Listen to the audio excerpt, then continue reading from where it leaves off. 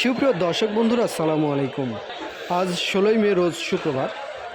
জানিয়ে দেবো রসুনের সর্বোচ্চ পাইকারি বাজার দর কত টাকা মন। তো জনগণের মুখে একটাই শব্দ যে রসুনের বাজার দিন দিন নিম্নমুখী হচ্ছে। তো চলুন জেনে নেওয়া যাক আজকে কৃষকের মুখ থেকেই রসুনের বাজার কি অবস্থা চলছে। কাকা মাথা মারলে আছেন না? মাথায় তো ভাই একটা খুব গাই আল্লাহ দিচ্ছে। কিরম দাম টাম করছে? দাম তো কম, এটা দাম করতে 2800 টাকা, 2900। এটা কত করছে? 28-29 না করছে। না, এই দিলে তাহলে এই হলো 3400 3500 করছে। হ্যাঁ, এটা একটা বেশি ওই দাম। মাল তো একবারে যে সেই শিলি মাল। হ্যাঁ বাহ, পাথর দিয়ে বানাইছেন নাকি মাল?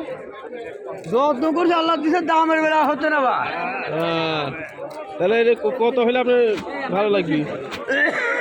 এটি তো 500 লাগবে বাবু। 5000। হ্যাঁ, আচ্ছা।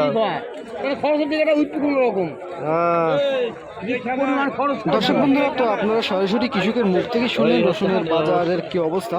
যেটা মাঝারি মাল সেটি বিক্রি হচ্ছে 2800 থেকে 3200 টাকা মন, এবং যেটা মাথা মাল সেটি বিক্রি হচ্ছে 3500 থেকে 3600 টাকা মন, এবং যেটা কুচি রসুন সেটি বিক্রি হচ্ছে 2300 থেকে 2500 টাকা দরে বিক্রি হচ্ছে। তো দর্শক বন্ধুরা, এই ছিল রসুনের আজকের সর্বোচ্চ পাইকারি বাজার দরের খবরাখবর।